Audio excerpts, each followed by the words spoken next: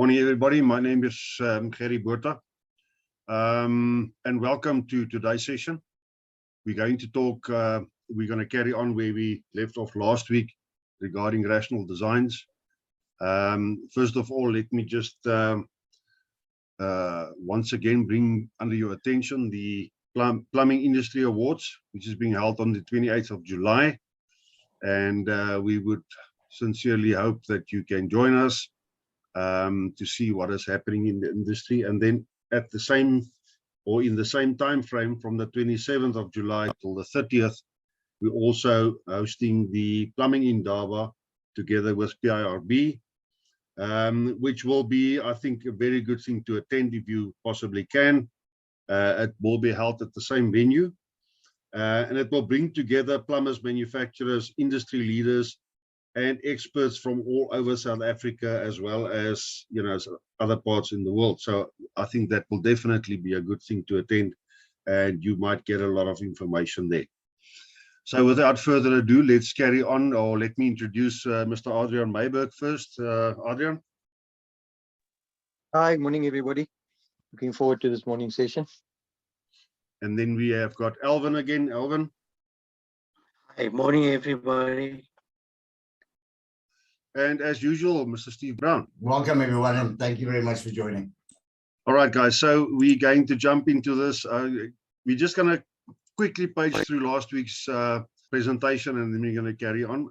Guys, what we are going to touch on once again is mainly SANS 10252, part 1 and part 2, as well as 10400, and more specifically part P. We're going to look at quickly at the energy efficiency code, as well as XA regarding energy usage of buildings. So I'm going to just page through quickly. We've dealt with all of that. And I think we are just wanting to get to, let me go back just 1 or 2 steps here. Rational design. So Alvin, I don't know if you want to just touch on that, or maybe even Adriaan. Okay, 100%. I think it's important to note that when we're dealing, part of the discussion is competent person or competent people.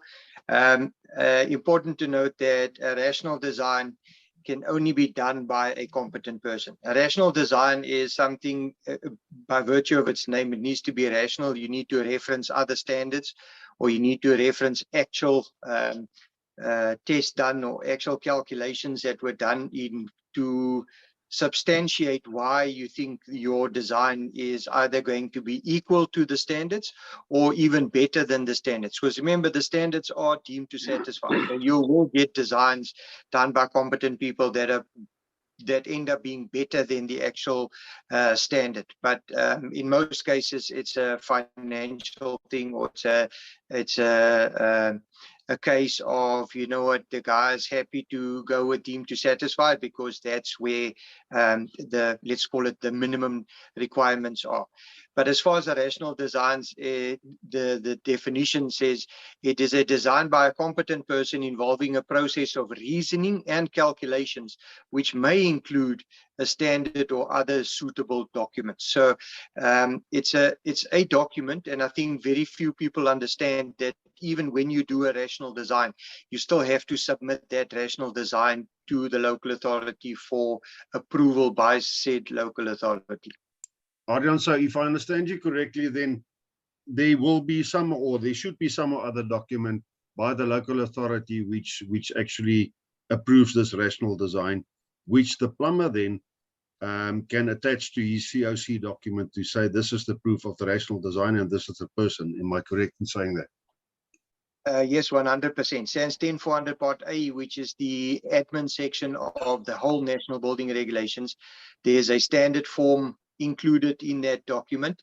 SANS form 2 is the actual appointment of that competent person, and that is a signed document by both the competent person and the owner of the premises.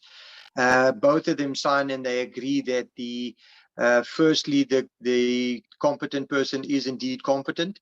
Secondly, that competent person they have a PI insurance, or they have professional indemnity insurance covering whatever designs take place, and they tick the boxes. I think if I remember correctly, there's about 19 different boxes that can be ticked, whether it be structural, whether it be water, whether it be drainage, whatever design the competent person's responsible for, they'll tick those boxes. And right at the end, I think it's on the 3rd page, there's a portion to be completed by the local authority whereby they accept that competent person to be capable of doing the design, the assessments, the signing off, etc., etc. Right. And then maybe just one last thing from my side, Adriaan, regarding this is we often come across a situation where the plumber claims that he is competent to do something like this. Can you maybe just elaborate on that a bit? Yeah, that's easy enough. I think plumbing is one of the more secure trades in the building regulations. Since 10.400 Part P, there's a very specific reference to the specific qualifications that a competent person sanitation needs to have. You need to be registered as a professional. As a professional, sorry, before you move on to that slide, I just want to see that last paragraph or share that last paragraph on the previous one. The point is that there's a specific requirement for you to be a competent person sanitation. You either need to be a professional engineer or a professional engineering technologist. So once you have that, you can then safely submit, and considering that you have those qualifications, then also submit your PI cover for whatever designs or whatever the assessments you undertake. I think I just want to touch on section number 3 there. The top, I can just shorten by saying that those are the people that actually where the categories that you can register. I think as far as our members and our plumbers are concerned, paragraph 3 there, or section 3, is probably the most relevant. Approved competent person who satisfies the requirements of sub-regulation 1, in other words, the old man clause and etc., all the qualifications in respect of a system, measure, facility, parameter, or installation, shall inspect and certify upon completion in accordance with the requirements of A19, the construction, erection, or installation thereof. In other words, no plumber, no building foreman, no owner of a business can sign off on anything that was designed by a competent person.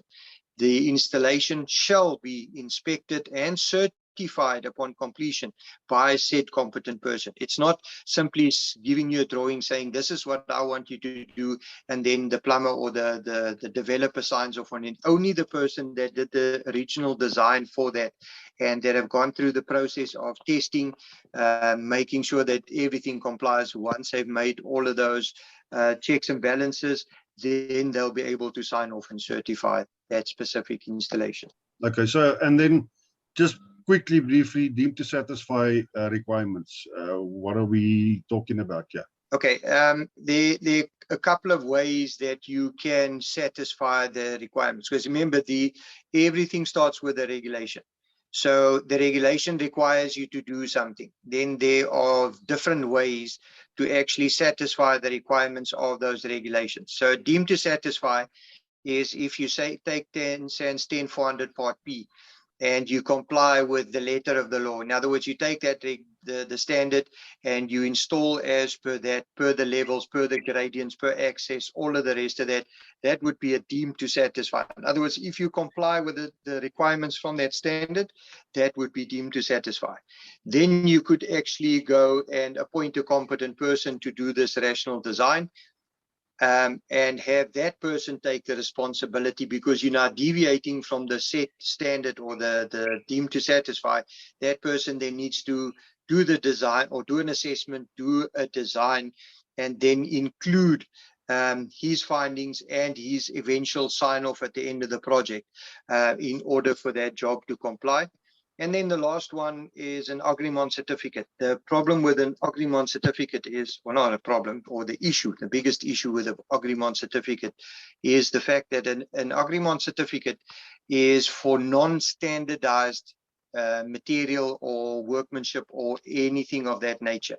In other words, if there's no SANS standard for a specific type of material, that manufacturer or that designer can then take this to the board, and the Agreement board would then assess, check, test, take test reports, and approve that product or that material for that installation on that certificate. The issue with that is that, like most manufacturers' instructions, these Agreement certificates come with a list of requirements. In other words, if the manufacturer wanted you to wrap his whole project or his whole product in plastic before you put it in the ground, and it wasn't done, any omission from that original certificate would actually then make that Agreement certificate null and void. So you have got different options. Some people use a combination of them on the same project, but basically when you look at the different ways of satisfying the requirements of the regulation, those are the three that you'd be looking at. Thank you, Adriaan. Sorry, I'm just paging through to our actual portion that we're looking at today. So let's look at testing and commissioning of a drainage system. Adriaan? Let's start with the building regulations. Part P requires every drain installed needs to be tested. Then Part P drainage would actually have, I think this is PP 26 and 27, if I remember correctly. Then it would tell you that you need to test or air test that specific drain up to the levels indicated there, 35 mil for underground, and the above ground is similar.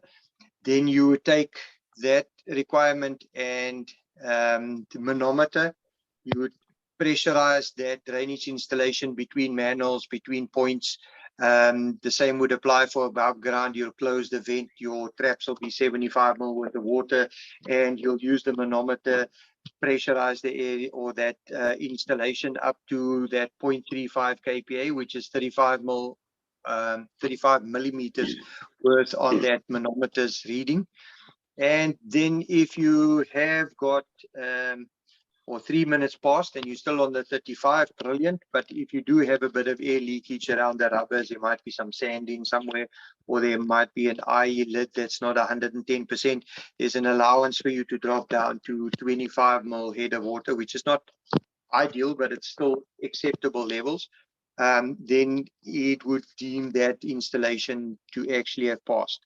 So if you took the same information, here we go. If we took the same information from Part P, it actually makes this drain test a compulsory requirement. It's not as simple as, you know what, I'm a better contractor than you, or sometimes this local authority would require this or would not require this.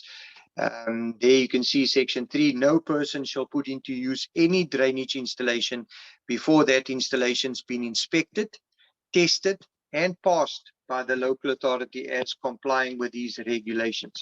So if you take out that whole, you know what, I don't think it's necessary, or we don't do it in this area, the requirement is very simple. And if you look at the definition of a drainage installation, it covers both below and above ground drainage installation. So whether you're doing an alteration or a new installation to above or below ground drainage, that test will be carried out in the presence of the BCO, or in certain smaller towns you might find that the senior plumber from Waterworks or one of the municipal officials authorized by that local authority would then come and actually witness the testing being done to that drain. Also need to touch on the bedding. If there's rock, there need to be like soft bedding on belows and above the pipes. Yes, 100%. There's a I think one of the YouTube videos that we did on a Tech Talk, there's a list of requirements for a drainage installation to be tested, whether it be done to plan, whether the bedding was in order, whether the arrangement or the layout, whether the access, the gullies, all of the requirements from SANS 10400 Part P, right from the word go, I think it's 4.2, 4.3 to 4.27. If all of those conditions have been met, or all of those requirements have been met, then the actual pressure testing And in a lot of cases, you'll find that if the building control or the person doing the drainage test is not happy with the bedding or not happy with the pipes aligned straight, if it's incorrect layout or not set out according to the plan, they won't even look at the pressure test because you're wasting time. If you're not going to be signed off on it, then you kick it one side. Even the Right. faults as well. Yes. I think one of the things maybe you can highlight here on this slide, Adriaan, is the pipes, fixtures, and fittings to comply to SANS 10252. I think that's also, once again, it brings in the applicable SANS code on that specific item. Yeah, I think important for both the water and the drainage component is the fact that both of the standards start off with normative references. And if you look at the normative references right up front, you'll see the whole portion around them start off by saying that the following documents are indispensable for the application of the specific standard. So if the standard refers to a trap, it is a compliant trap. It is not something that you buy from a corner store, or it's not something that looks like a plastic bag with a couple of ripples in it. There's a standard for plastic traps and for rubber traps, so that when there's reference made to an IE bend, then that IE bend needs to comply with said standard. That's why those references are part of these standards. And you can go back to 1993, if you're looking at SANS 10252 Part 2, you'll see the references to cast iron manhole covers, to IE lids, to sanitary ware, to pipe work, to UPVC above ground, below ground. All of those references are there. So if the thing says the material needs to comply with that standard, it's not something new. It's been around for the last 30 some odd years. I think, Adriaan, specifically, you were talking about traps, and I think we've now gotten to that part of the traps, how to test regarding the air test, which is, I think, similar to the previous one we had. And there's more specifics regarding, once again, the head of water that needs to be in the system. And so I'm not going to let us, I think I want. If I can, sorry, Gerrie, if I can just, if you go back 2 slides, the regulation says that you have to have a drain tested. The standard says you need to test it to the 35 mil. This is an extract from SANS 10252 Part 2. You'll see 6.8.3. It actually takes that, I don't want to say extra effort, but it used to be called a code of practice. So what 10252 Part 2 says is that this is how you test a drain successfully. You start by filling the traps. You open, you close the vent pipe, or you're the ends of the vent pipes. Then if you work your way through to the next slide, you'll see it actually says that you put a stop end in the one end, and you have the manometer with a flexible tube. So it basically breaks down the requirement of 10400 Part P, saying that you need 35 mils of water for 3 minutes. It breaks it down into little extra bits and pieces, explaining to you exactly how this thing needs to be done, so that by the time you're done with the test, it would be a national thing. The guys in Cape Town should be testing a drain exactly like the guys in Mpumalanga or in KZN or in the Free State. So it's a standardized way. If you follow point for point, this is basically what we've described earlier and what you'll find in most training modules. It is just a breakdown of what the whole installation should be tested like. It's also international testing. Yes, sorry, I said national. It's a worldwide issue. Yes. I don't know if you would say something about this slide, Adriaan or Alvin, maybe. I looked at these comments form part of that explanation from 10252. What you need to do, it gives you the additional options of using smoke to check for leaks, etc. If you work your way through all of these comments, the 2 most important things that needs to stand out here is that there are a lot of municipalities that no longer use water testing on their drains. simply because of, I think if my math and my memory did not fail me, 30 meters of 110 drain, you're looking at about 300 liters of water being flushed out of the system, or potable water then being flushed out of the drinking system. And then the last bit, when you do use the raised pipe, in other words, if you just have the end of the drain raised up to a maximum of 5 meters, 5 meters simply being the 50 kPa that these drainage fittings and that are designed to withstand. So 0.35 is within that 50 mil. So, or if you take the 5 meters of head that you could, or you exceed 5 meters of head on that drain test, you'll find that you're overloading the original design requirements of the drainage fittings. Okay, thank you. There's also talk about a performance test. How does that differ from your actual pressure test, Adriaan? I think the performance test, if you break it down, it's down drain test itself. You're looking for being watertight. You're looking for being approved material. You're looking for making sure that it complies with no water in or out and no foul air out into a building. So you're basically making sure that the whole installation is watertight and that it complies.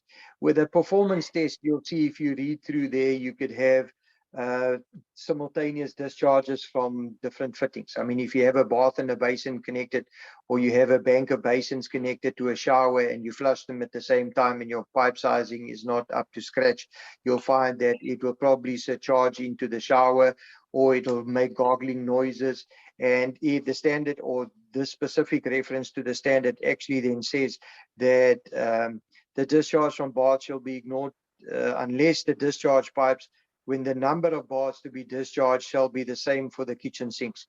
So there are different levels of acceptance. So you can't have 6 wash hand basins, you can't have 6 wash hand basins discharging into a 50 mil pipe, because it was never designed to do that, not according to the tables, not according to any proper flow diagram or chart.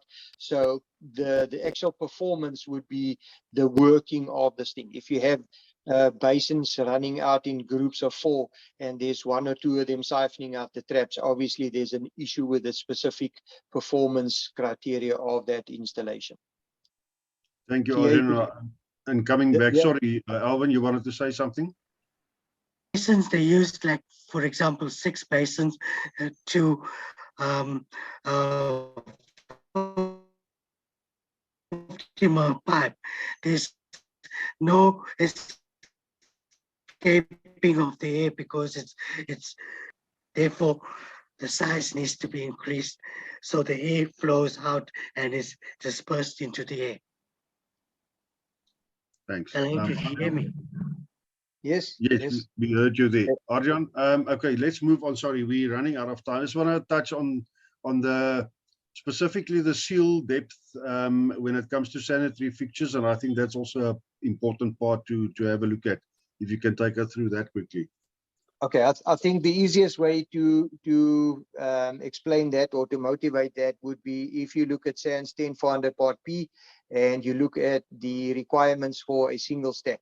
We all know that you get 1 pipe systems, 2 pipe systems. The regulation and the standard is very clear. If you are intending on using a single stack system, there are 13 requirements as listed in SANS 10400 Part A. In other words, the radius at the bend of the foot of the stack, no interconnections of, well, everything needs to be connected separately, and you can go through all of that requirements. And one of the requirements on that system is that you need a minimum trap seal depth of 75 millimeters, which is basically what the old traps used to look like. But it specifically says here for any sanitary fixture to discharge into a stack, it shall have a minimum depth of 75 millimeters. Now that 75 millimeters is obviously higher than the 0.35 that you need for the air test, but it allows for fluctuation. It allows for water being discharged, siphoned, or the water in the trap being moved without actually opening the trap seal. So yes, the requirement, if we look at 10400 Part P, 75 mil, and you'll see following on this performance testing. This is actually a run through of how you do it, how many fixtures you can flush, how many things you can add onto it. But very important, yeah, if you look at 10-400 part P, 75 mil is the requirement for a single stack. And important to note on my closing out note here, is that the standard also says if you cannot comply with any one of those 13 requirements in 10-400 part P, you need to revert back to either a one pipe system or a two pipe system, or you should have a rational design done for that specific installation. But if any one of those 13 things you cannot comply with, you need to revert to a different solution. So if we look at the slide we've got here now, on 68.4.4, they mention here a seal depth of not less than 25 mil. That I would assume then would be while you are doing the performance test. In other words, due to pressure and whatever, this is the minimum that you would be allowed.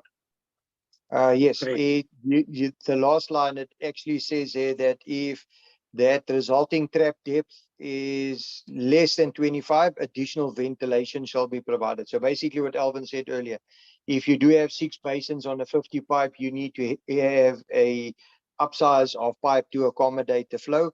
And in this case, if it's less than 25 mil, which would mean that that trap would then be open and you'd have foul air coming into the building and escaping into the building, and then obviously leaving that trap seal exposed, that would require venting or pipe upsizing, if you want to call it that.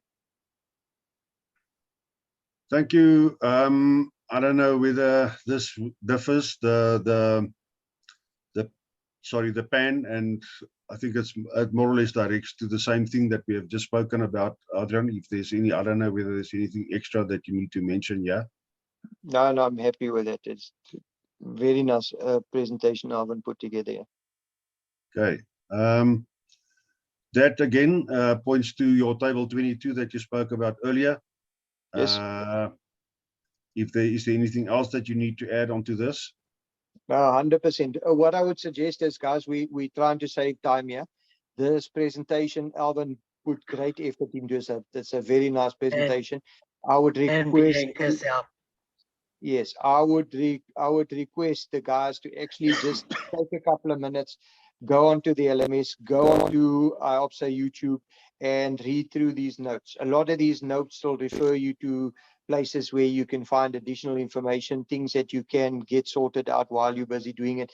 It'll give you useful information. We're rushing through this to get through time, but the ultimate presentation is still going to be available for you in full in, I think, Baden said after 12.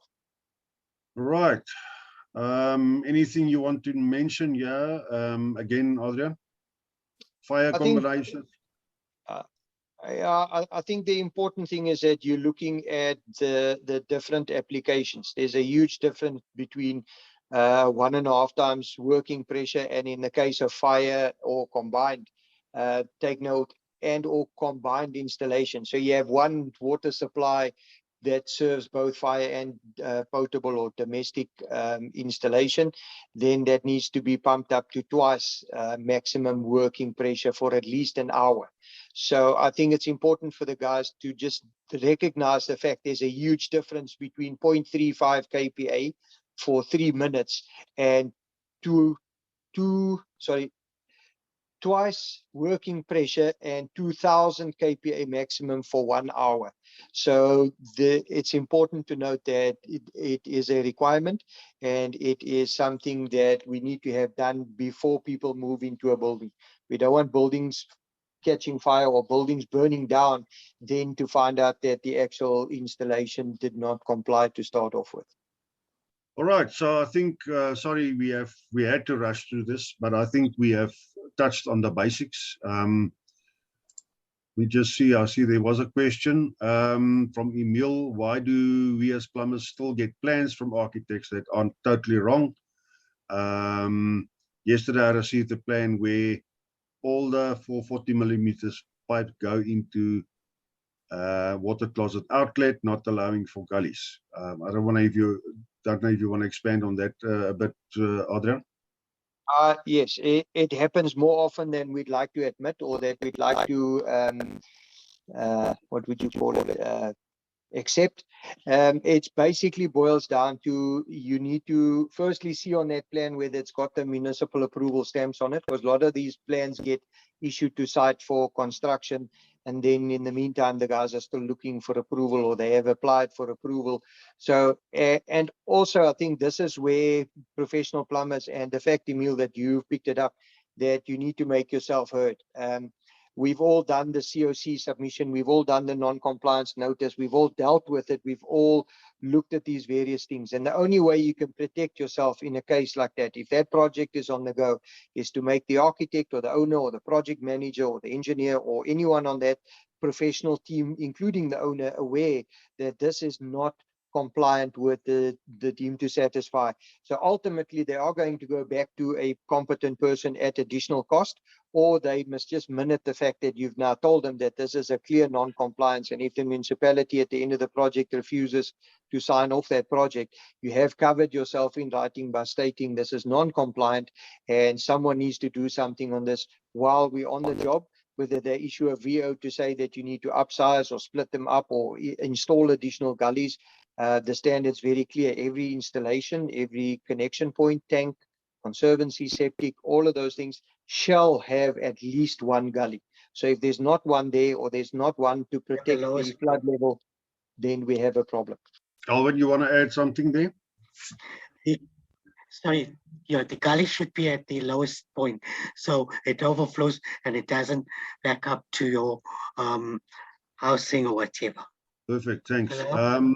Adriaan, Yeah. any last notes from you? No, not too much. Guys, keep safe out there. Keep doing what we're doing. We'll chat again. Thank you. Alvin? Thank you. Steve? I'm sorry about my